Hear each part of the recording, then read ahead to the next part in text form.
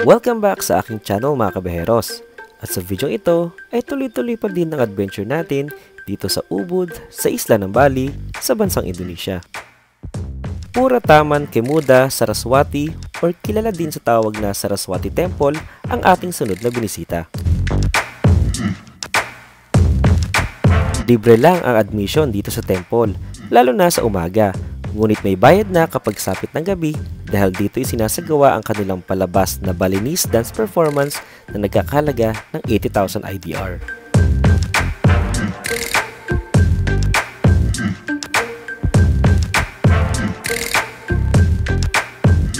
Mula 1951 to 1952 or isang taon itinayo ang temple na ito na dedicated kay Saraswati, the Hindu deity of learning, literature, and arts.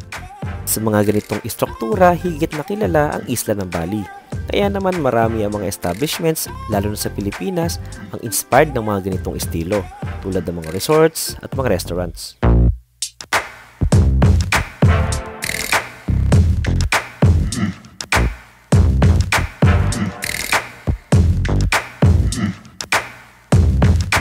Next attraction ay ang kabilang kanto lang ng Saraswati Temple, ang Ubud Palace.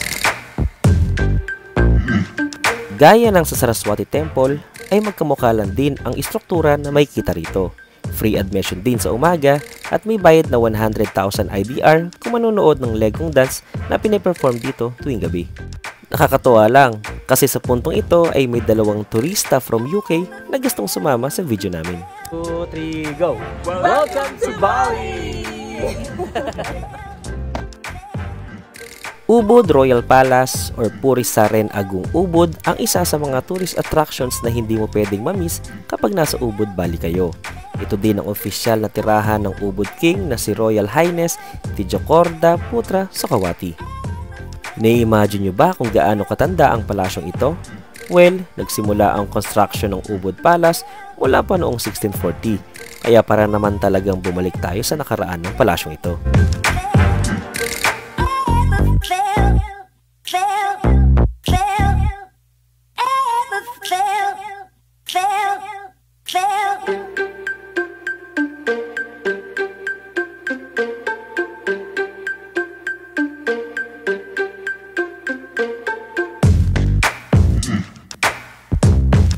Break time muna mga kabeheros. Dito ngayon tayo sa Muse Cafe and Art Bali.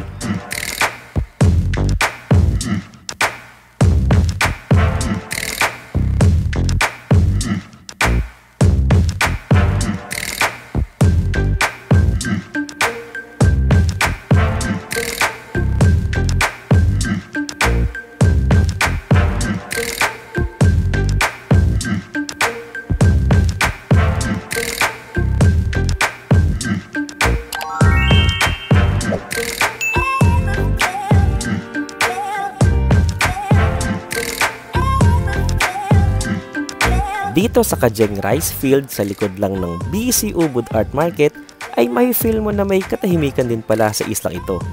Perfect ang lugar na ito para magpalipad ng drone. Sa bukid lang din pala kami pupunta. Meron namang ganito sa Pulilan, dun sa amin sa Bulacan.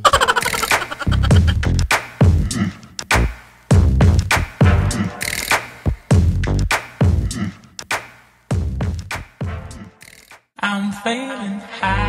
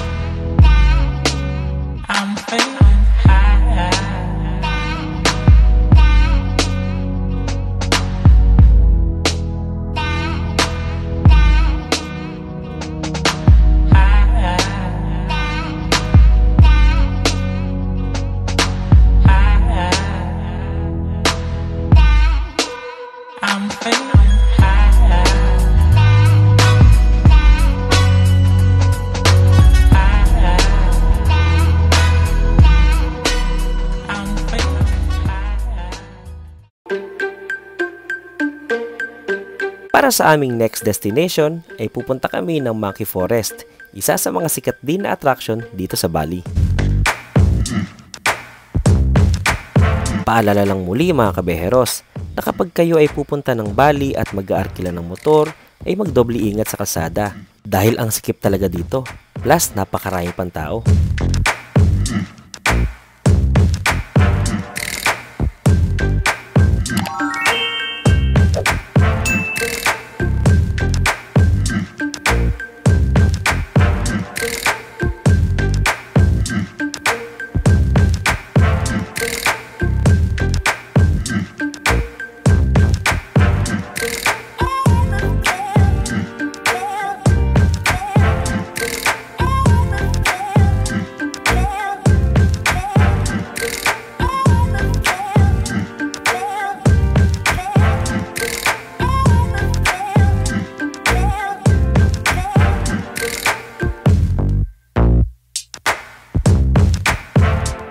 Ang Ubud Monkey Forest or kilala din sa tawag na Sacred Monkey Forest of Padang Tegal ay tahanan ng mahigit 700 gray long-tailed macaques. Bago makapasok sa information desk ay sasalubong sa inyo ang medyo galit na lalaking to. Ang presyo ng ticket ay 100,000 IDR kapag weekend at 80,000 IDR naman kapag weekdays. Sa kaso namin ay hindi na kami nag-avail pa. Tama na sa amin na ang magmasid sa entrance lobby ng attraction. Dahil nagkuripot na kami. Joke lang. Ilang beses na din kasi kami nakakakita ng mga unggoy. Minsan, kasama pa nga natin.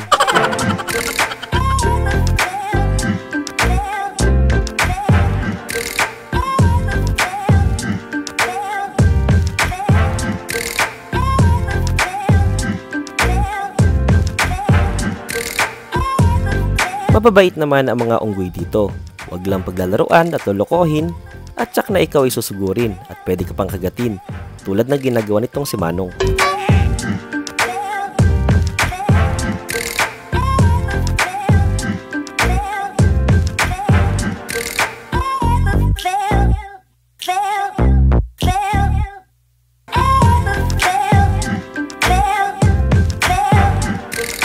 Para sa mga nagbabalak bumisita sa Monkey Forest, narito ang kanilang address.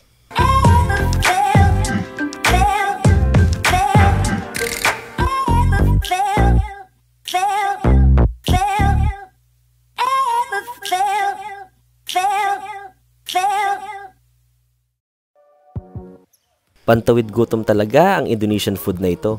Dahil after namin sa mga unggoy ay bigla akong ginutom, kaya naman bumili ako agad ng nasi babi na nakabalot sa dahon ng saging.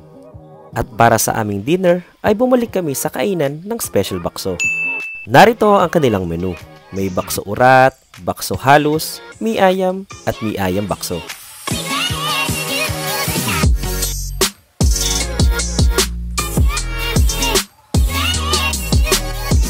Bakso halos ang in-order namin, yung may malaking meatballs na kasama, para sulit. Ang meal na ito ay nagkakahalaga ng 20,000 IDR each bowl. Sulit na para sa akin, kaya 9/10 siya. May binili din kami na parang suman, or suman talaga, dahil kasing lasa at itsura niya na katulad ng sa atin. Masarap din siyang i-partner sa bakso. Check natin ang mga pampalasa nila kung ano ang mga itsura. Parang mga nakalagay sa bote ng beer, kaya naman na-curious ako. Maraming salamat sa inyong panonood hanggang sa huli mga kabeheros. Muli, ito ang inyong beherong guro. Magkita-kita tayo ulit sa susunod na paglalakbay. Paalam!